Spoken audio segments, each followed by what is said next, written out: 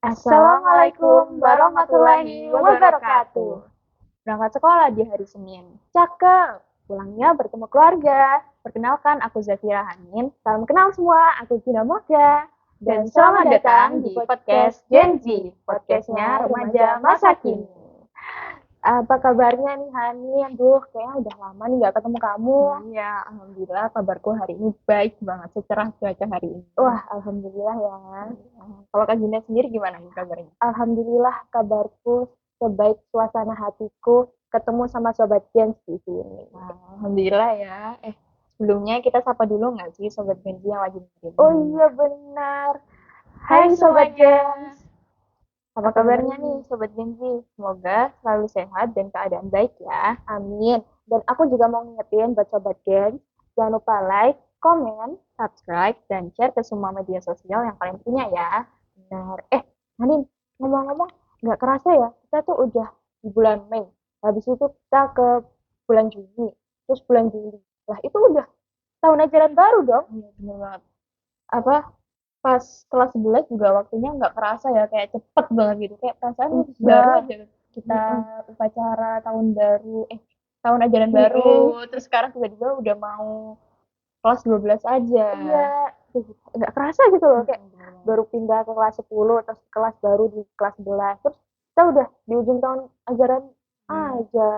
Dan kelas 11 itu emang masa-masa serunya SMA nggak sih? Bener, bener banget. Karena gimana ya, waktu kelas 10 itu kan masa-masa transisi gitu. Waktu kita baru nyampe ke SMA dari SMP, kita kan harus adaptasi dulu tuh sama temen-temennya, pasti udah beda lingkungannya, gurunya, pelajarannya juga makin Iya. sulit gitu kan.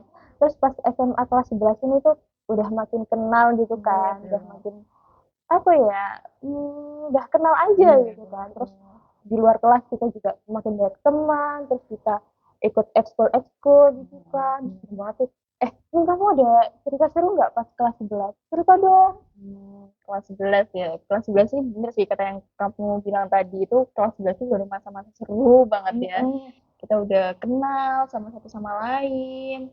Terus juga ya meskipun pelajarannya emang lebih susah ya dari kelas 10 ya dan Betul tugasnya sih. juga lebih banyak sih. Mm-mm. Dan kebetulan kelas 11 ini aku ekskulnya itu ikut IPM. Dulu Hmm. waktu kelas 10 tuh aku ikut dua ekskulnya, TMR sama Oh. IPM.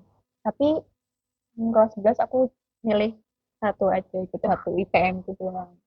Dan di IPM tuh jujur banyak banget sih, jadi tambah banyak pengalamannya karena kan ketemu banyak orang ya di kelas, kakak mm-mm. kelas, Mm-mm. dan apalagi itu kayak kita dilatih banget ya buat jadi panitia gitu-gitu lah.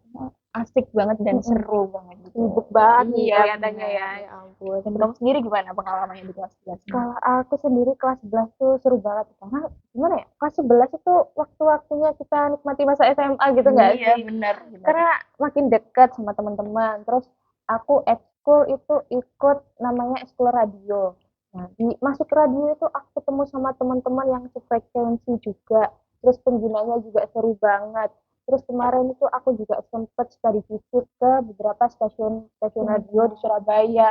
Itu kan juga menambah pengalaman, melatih Iya. skill. Jadi kayak apa ya, senang gitu. Iya. Kalau senang-senang gitu kan rasanya waktu makin cepet gitu nggak Iya, sih kayak sobat nggak Jen? kerasa banget Iya, ya. tapi ya gimana ya, tiap orang ada masanya, tiap Iya, masa bener ada banget, orangnya. bener Jadi ya banget. gimana, life goes on gitulah sobat Jen.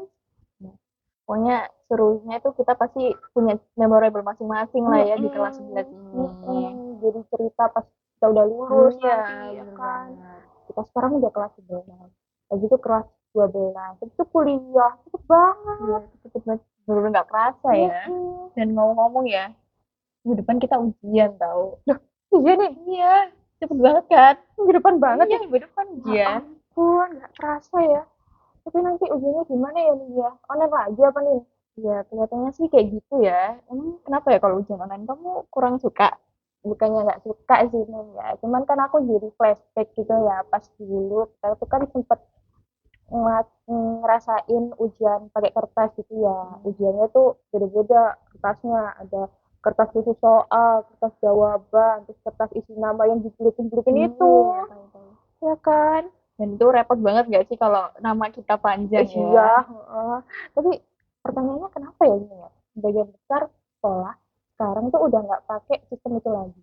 Nah, ini menarik banget nggak sih buat diobrolin? Gimana kalau kita bahas ini sama Sobat Kenji yang lagi pada dengerin nih?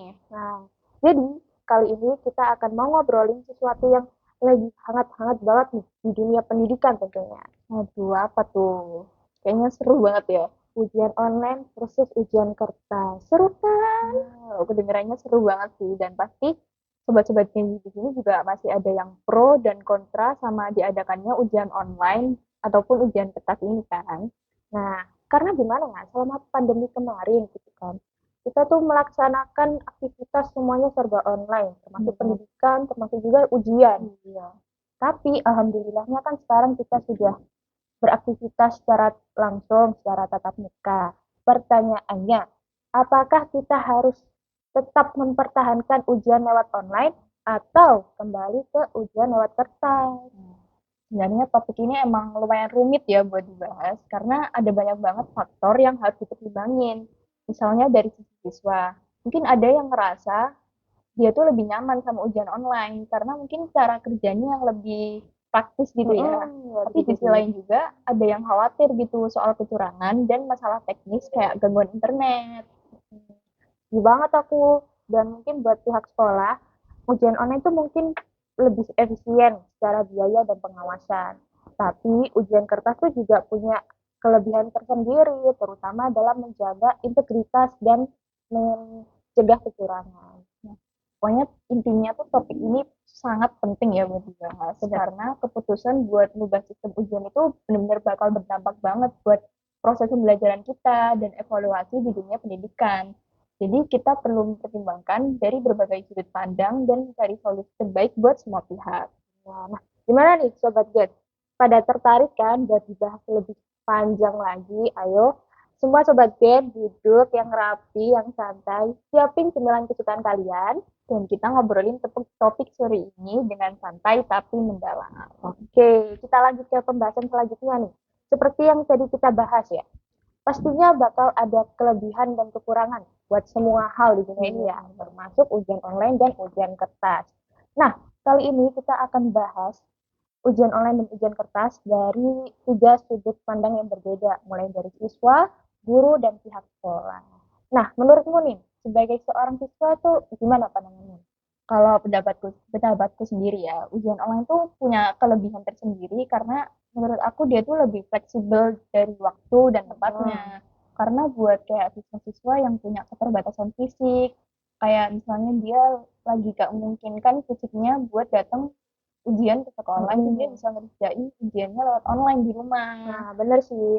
Tapi di sisi lainnya, waktu aku baca di berita online antara news, siswa-siswi SMA Negeri 1 Gorontalo mengeluhkan ujian lewat komputer karena mereka sering beristirahat sejenak untuk mengistirahatkan matanya dari cahaya komputer. Jadi teman-teman kita yang di Gorontalo itu sering mengambil waktu ujian, waktu selama pas ujian itu untuk istirahat sejenak gitu loh, karena kena cahaya komputer itu. Nah, selain itu, ujian online juga rawan kecurangan karena siswa-siswi itu meminta bantuan orang lain. Apalagi kalau pengawasannya kurang ketat. Belum lagi masalah teknis kayak gangguan internet gitu, itu kan bikin kita jadi stres sendiri. Setuju banget sih aku sama pendapatmu yang itu karena aku sendiri juga pernah ngalamin waktu ujian itu kayak lagi ngerjain soal tiba-tiba koneksinya buruk terus betul. kayak link dari sekolahnya tiba-tiba ngeblank itu bener-bener bikin panik banget ya. Iya, karena kalau web store nge-lag kita jadi ikut nge-lag Iya gitu. bener banget. Kita semua kayaknya pernah ngalamin hal kayak Iya gitu bener sih. banget, Sobat Kenji juga pasti pernah kan ngalamin kayak gitu. Nah, kalau pandangan dari guru-guru sendiri gimana ya? Kayaknya sih ya mereka tuh bisa lebih efisien waktu karena mereka kan nggak perlu ya tuh apa ngecekin jawaban satu-satu. Ya, Tapi di sisi lain juga mereka harus ekstra waspada sama kemungkinan kekurangan siswa. oh gitu ya. Dan kalau dilihat dari pandangan pihak sekolah, ujian online tuh memang lebih hemat biaya karena nggak perlu nyediain kertas ujian. Tapi disitulah juga ada tantangan besarnya, seperti harus menyiapkan sistem yang aman dan tahan dari serangan hacker gitu. Ya. Dan juga sebaliknya buat ujian kertas ya, pihak sekolah itu harus menyediain biaya ekstra buat pengawas dan kertas ujian. Tapi di sisi lain, mereka tuh bisa lebih mengontrol kejadian kecurangan. Gitu. Jadi ya intinya ya masing-masing itu punya kelebihan dan kekurangannya sendiri. Perlu dipertimbangin mana yang lebih menguntungkan untuk tiap pihak yang terlibat ya. Nah, sekarang kita bakal bahas lebih dalam soal tantangan teknis dalam menyelenggarakan ujian online nih. Wah, Dan ini tuh jadi salah satu poin penting banget yang sering jadi kekhawatiran banyak pihak ya. sepil dong Min. Apa itu? Kepo ya. Jadi yang pertama itu masalah konektivitas internet. Kayak yang kita bahas tadi ya. Dan kalian semua tuh pasti pernah kan ngalamin sinyal internet yang lemot atau bahkan putus total. Dan bayangin aja itu kejadian waktu kita lagi ngerjain ujian dan waktunya terbatas. Kayak kita lagi ngerjain ujian dan itu lagi mepet-mepetnya buat waktu ngumpulin. Terus tiba-tiba linknya ngeblank gitu. Terus ujian koneksinya terputus kan panik banget ya, itu bikin panik banget lah Ya pokoknya. itu mimpi buruk sih itu. Nggak bisa mikir sih itu ya. Bener Pusing dan panik sih pastinya. Terus juga soal keamanan sistem juga tantangan banget sih menurutku. Apalagi dengan maraknya kasus pertasan data akhir-akhir ini. Bisa bahaya nih kalau misal data-data kita atau soal-soal ujian kita tuh bocor terus disalahgunakan. Pihak sekolah harus benar-benar memperkuat sistem keamanan mereka. Dan yang terakhir nih, dan mungkin jadi masalah terbesarnya itu potensi kecurangan dalam ujian online. Karena saking fleksibel dan nggak terawasinya, pasti ada aja tuh siswa yang nekat cari jalan pintas kayak nyontek atau minta bantuan orang lain. Oh, benar banget tuh. Contohnya aja ya, mungkin ada di sekitar kita gitu ya, saat ujian online tuh masih banyak siswa yang minta bantuan lewat grup chat medsos atau grup chat WA gitu kan. Alhasil nilai ujian mereka tuh pada tinggi semua. Jadi anak yang beneran belajar itu kalah jauh di atas mereka yang minta bantuan gitu. Ya meski sebenarnya nggak maksimal penguasaan materinya ya. Kalau masalah nyontek tuh bahaya banget ya. Ya pokoknya intinya itu pihak penyelenggara ujian online tuh harus benar-benar siap ya sama sistem pengawasan yang ketat. Mulai dari nyediain jaringan internet yang kuat dan stabil, mastiin keamanan data, sampai buat aturan dan mekanisme anti kecurangan. Wah, keren banget loh ini Hanin. Ini kayaknya Kemendikbud harus harus tahu harus nonton video kita ya. Benar nih video harus sampai Kemendikbud. Iya benar. Suara hati seorang pelajar. Iya benar. Ini harus didengar. Dari hati nih suaranya. Ya, tapi balik lagi nih. Meskipun sebenarnya itu semuanya nggak gampang buat dijalanin ya. Tapi kalau bisa diatasi dengan baik, ujian online ini berpotensi jadi solusi yang efisien dan ramah lingkungan buat dunia pendidikan selanjutnya. Kita berdoa aja ya, semoga teknologinya terus berkembang buat ngatasin tantangan-tantangan teknis kayak tadi itu. Iya, amin. Amin paling kenceng deh pokoknya. Nah, oke Sobat Gen semua. Sekarang kita bakal bahas isu lingkungan dan keberlanjutan terkait penggunaan kertas untuk ujian.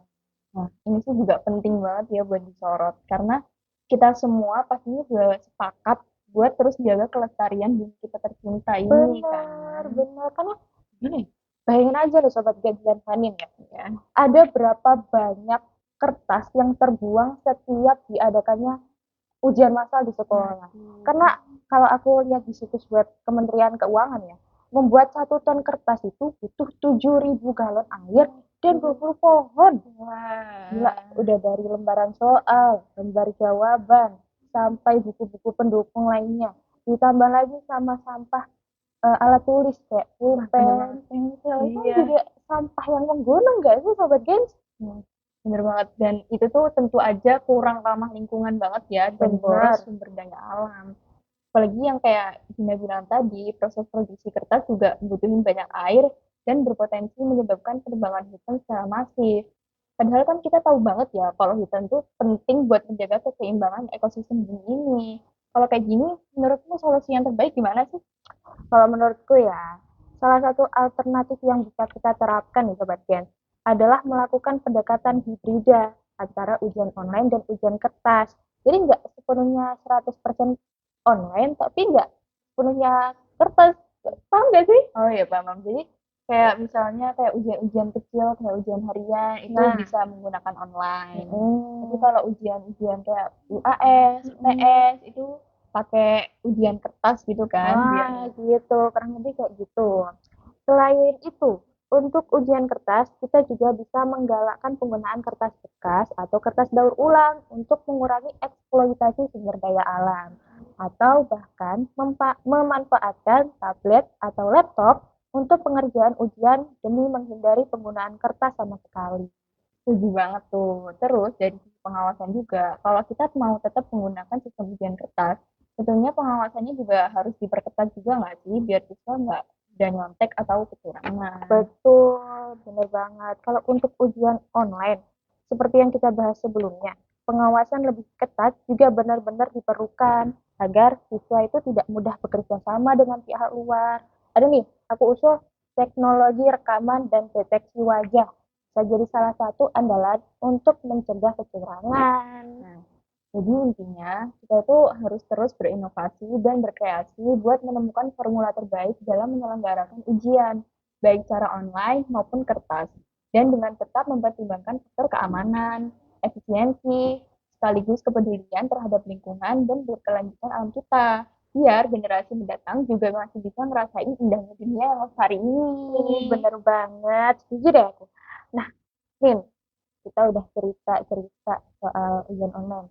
Kamu sendiri ada pengalaman nggak soal ujian online dan ujian kertas? Ada banget sih. Cerita dong. Karena dulu aku SMP kan boarding school ya, dan itu nggak boleh bawa HP, bener-bener nggak ada apa-apa sama sekali. Jadi kita ya nggak menggunakan teknologi sama sekali. Kita kudet banget di sana itu. Iya. Jadi ujian tuh pakai kertas dan semuanya pokoknya serba nggak ada online pakai HP itu. Apalagi ya waktu di boarding school di sana aku dulu tuh ada namanya ujian lisan. Ya ampun, itu malah bikin kayak deg-degan banget ya, bikin panik. Udah ujian kertas aja aku udah panik banget gitu kan, kayak rasanya takut, kayak takut nggak bisa ngisi gitu kan. Jujur emang ya kalau ujian kertas tuh emang bikin ya itu ya lebih Berat secara berat psikologis secara juga psikologis kan. gitu. Tapi emang hasilnya itu emang lebih memuaskan dan lebih bisa dipertanggungjawabkan. Kalau dibandingin sama waktu masuk lisan ini yang kayak apa-apa udah serba pakai teknologi kan, ujian udah menggunakan HP, kayak kadang materi pun ada yang dikasih lewat grup WA kan. Betul. Nah, itu emang aku ngerasa ujian online ini rasanya emang lebih modern dan lebih fleksibel ya, ya kan. Tapi di sisi lain itu kayak yang kita bahas tadi itu ujian online juga rentan gangguan teknis dan bikin kepikiran soal kecurangan teman-teman yang lain. Tapi ya kalau aku ditanya kayak lebih suka ujian online atau ujian kertas, aku lebih suka ujian online. Tapi dengan itu ya tadi yang kayak harus diperketat keamanannya gitu. Karena menurut aku ya ujian online itu lebih praktis kan, lebih praktis dan kalau keamanannya diperketat ya bisa. Why not ya kan? Bener banget. Nah, kalau kamu sendiri gimana nih pengalamannya? Kalau aku sendiri itu waktu aku SMP kelas 7 nih kejadian. Itu kayaknya terakhir deh aku ngerasain ujian lewat kertas. Itu tuh persis yang aku ngomongin. Itu ada kertas soalnya tuh sendiri, kertas jawabannya sendiri. Itu gimana ya? Makin tegang gitu loh rasanya. Kayak kita tuh benar-benar diharuskan mempersiapkan diri untuk ujian itu gitu loh. Jadi kita benar-benar serius belajar, kita benar-benar serius menjawabnya gitu. Terus setelah ujian biasalah aku sama teman-teman gitu kan ngumpul ngobrol-ngobrol. Ada satu anak yang nyeletuk soal ujian yang tadi kita kerjain. Terus salah satu dari kita ada yang jawabannya salah. Nah itu kayak bikin overthinking banget ya kan, kayak kepikiran di perasaan rumah. nyesel gitu. Iya ya harusnya aku jawab gini gitu nggak sih. Iya bener banget. Nah itu tipe anak yang pas ujian tuh datang kerjakan pulang kepikiran tuh. Sobat Gen kayak gitu nggak? Karena gimana ya? Tapi dari itu semua kita itu jadi punya rasa tanggung jawab Iya gitu loh. bener banget. Sebagai pelajar tanggung jawabnya adalah untuk belajar dan hasil ujian kita itu juga bisa dipertanggungjawabkan bahwa hasil itu tuh benar-benar pure kerja keras kita gitu loh. Sendiri payah kita sendiri, otak kita sendiri. Betul. Jadi kayak gimana ya? Kayak kita tuh kalau emang bener ya benar, kalau emang pinter ya emang pinter Iya, gitu. Dulu emang agak ini ya ujian online dan ujian kertas itu perdebatannya. Tapi kalau aku ditanya ya, ujian online apa ujian kertas itu aku suka, sebenarnya aku suka ujian kertas ini. Tapi ya aku bilang itu ada pendekatan berbeda gitu. Nah, pokoknya kesimpulannya, ujian itu emang selalu jadi momok yang menakutkan bagi sebagian besar pelajar ya. Tapi, dibalik itu semua, sebenarnya ujian adalah salah satu bentuk evaluasi Betul. biar kita bisa terus berkembang dan memperbaiki diri. Betul.